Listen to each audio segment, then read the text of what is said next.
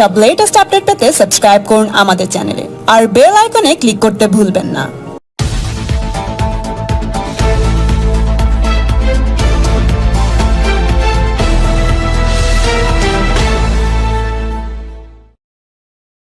साथियों, गुरु नानक जी ने कहा है, बीच दुनिया सेवी कमाइए त दरगिह बेसन पाइए। यानी संसार में सेवा का मार्ग अपनाने से ही जीवन सफल होता है। हमारी सरकार इसी सेवा भावना के साथ देशवासियों का जीवन आसान बनाने में जुटी है। न जाने कितनी पीढ़ियां जिन सपनों को सच होते देखना चाहती थी, भारत आज उन सपनों को पूरा करने का भरपूर प्रयास कर रहा है। साथियों, अपने 5 दशक के सार्वजनिक जीवन में मैंने किसानों की परेशानियों को, उनकी चुनौतियों को बहुत करीब से देखा है, महसूस किया है। इसलिए जब देश ने मुझे 2014 में प्रधानमंत्री के रूप में सेवा का अवसर दिया, तो हमने कृषि विकास, किसान कल्याण को सर्वोच्च प्राथमिकता दी। साथियों,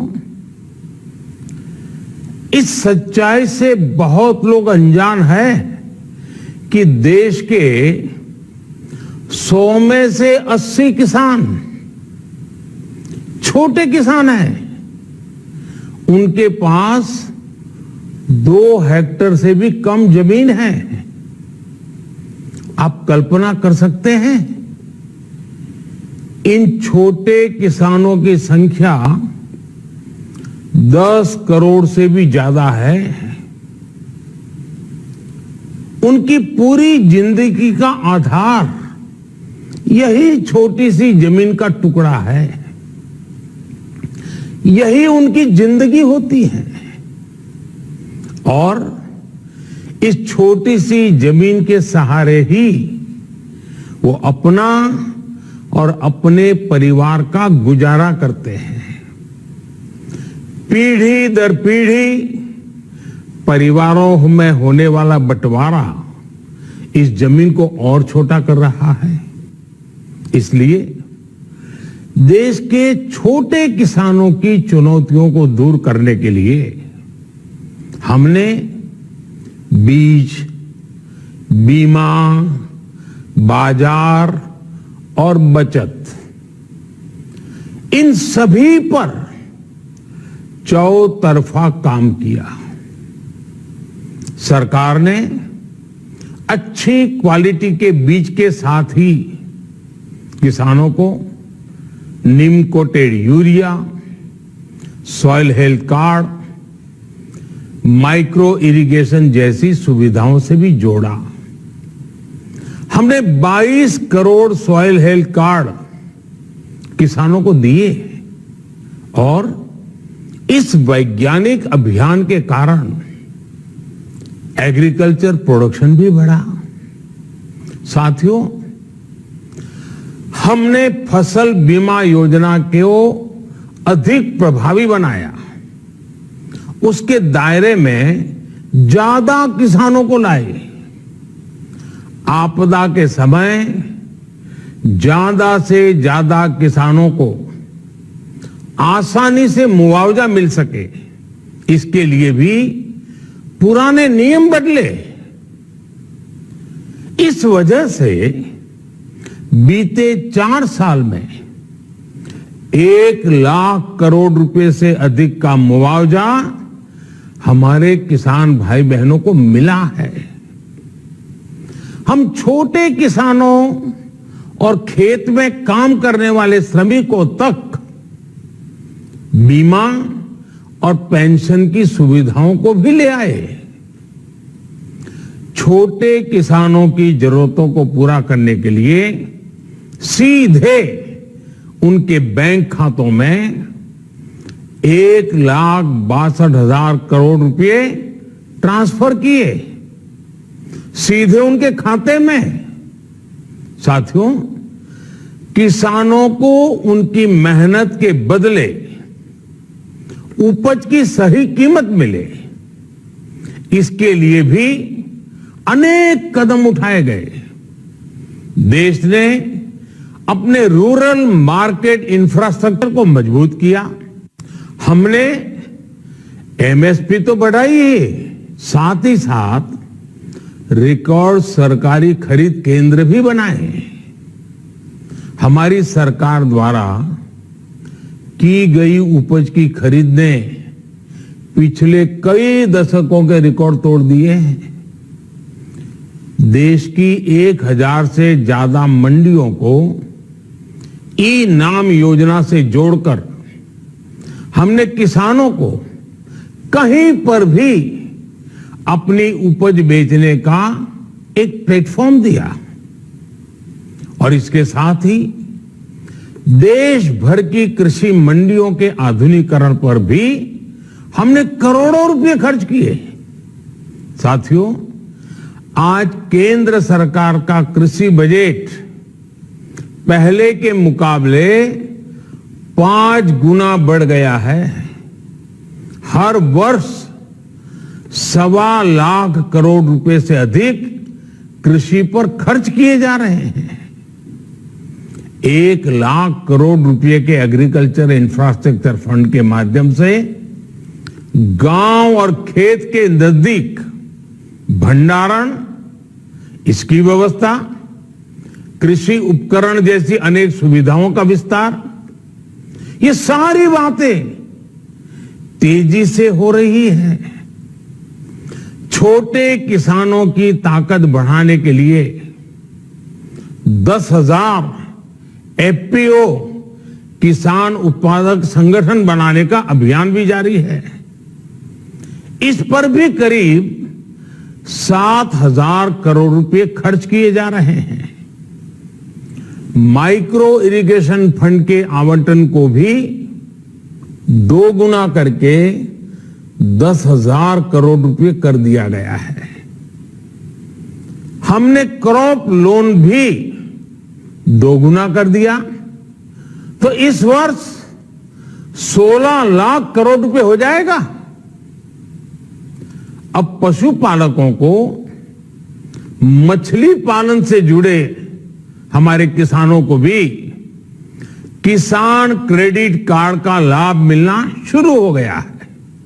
यानी हमारी सरकार किसानों के हित में हर संभव कदम उठा रही है, लगातार एक के बाद एक नए कदम उठाती जा रही है।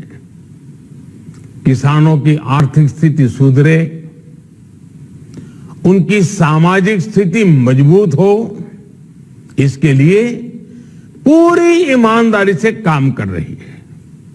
साथियों, किसानों की स्थिति को सुधारने की इसी महाअभियान में देश में 3 कृषि कानून लाए गए थे। मकसद ये था कि देश के किसानों को, खासकर छोटे किसानों को और ताकत मिले, उन्हें अपनी उपज की सही कीमत और उपज बेचने के लिए ज्यादा से ज्यादा विकल्प मिले। बरसों से ये मांग देश के किसान, देश के कृषि विशेषज्ञ, देश के कृषि अर्थशास्त्री, देश के किसान संगठन लगातार कर रहे थे। पहले भी कई सरकारों ने इस पर मंथन भी किया था।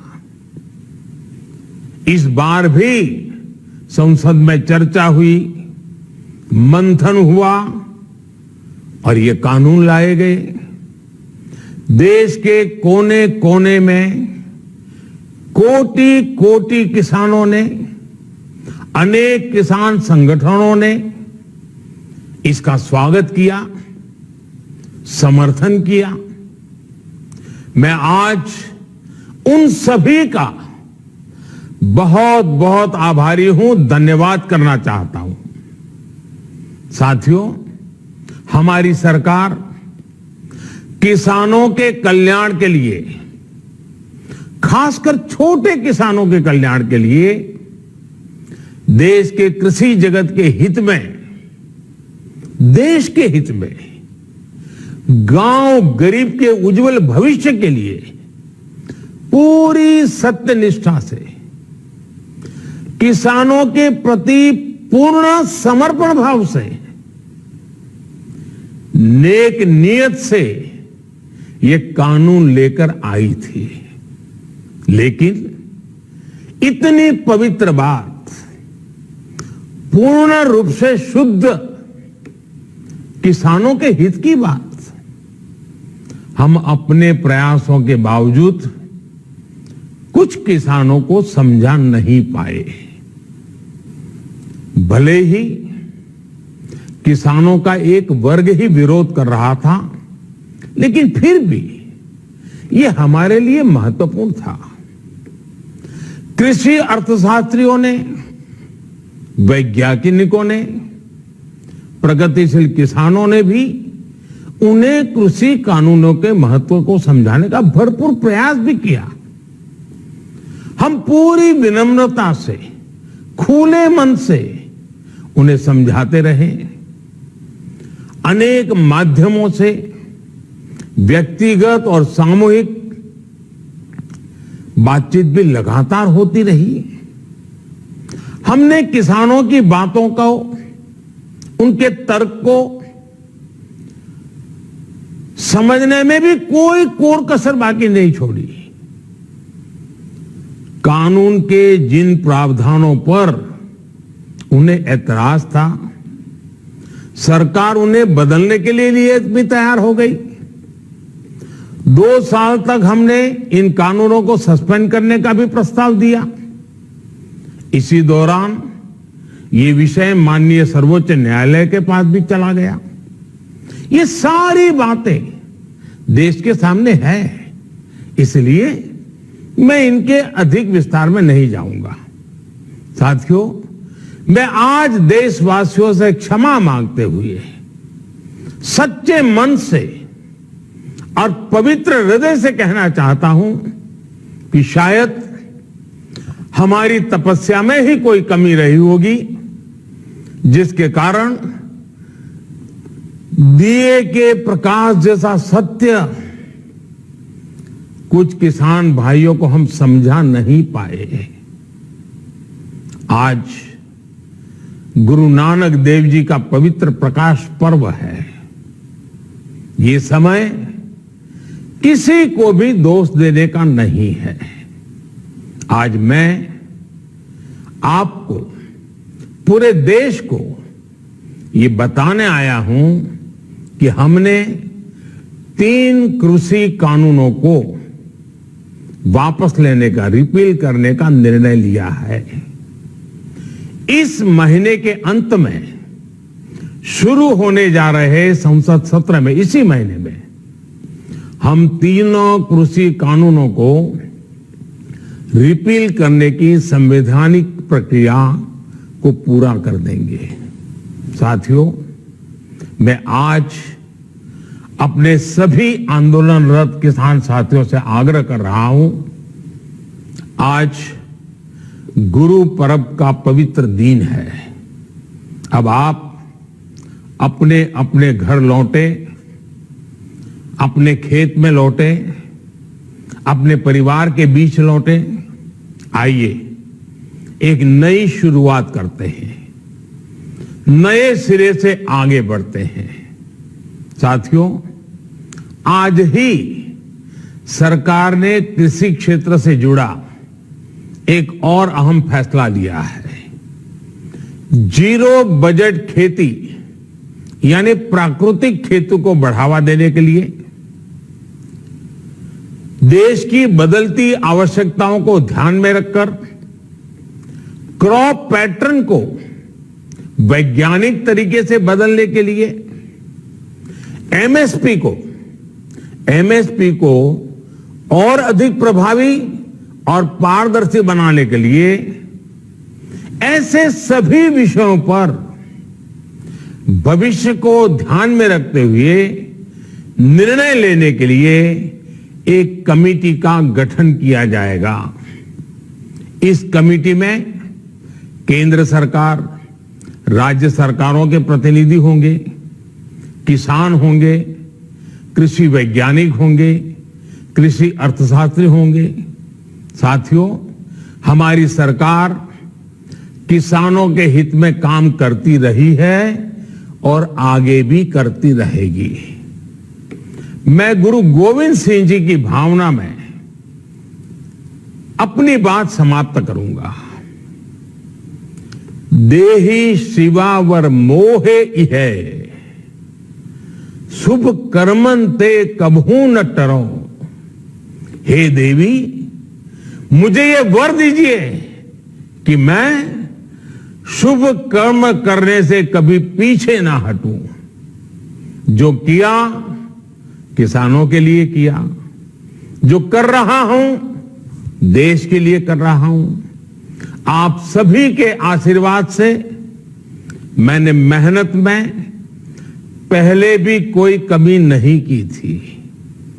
आज मैं आपको विश्वास दिलाता हूं कि अब और ज्यादा मेहनत करूंगा ताकि आपके सपने साकार हो सके, देश के सपने साकार हो सके।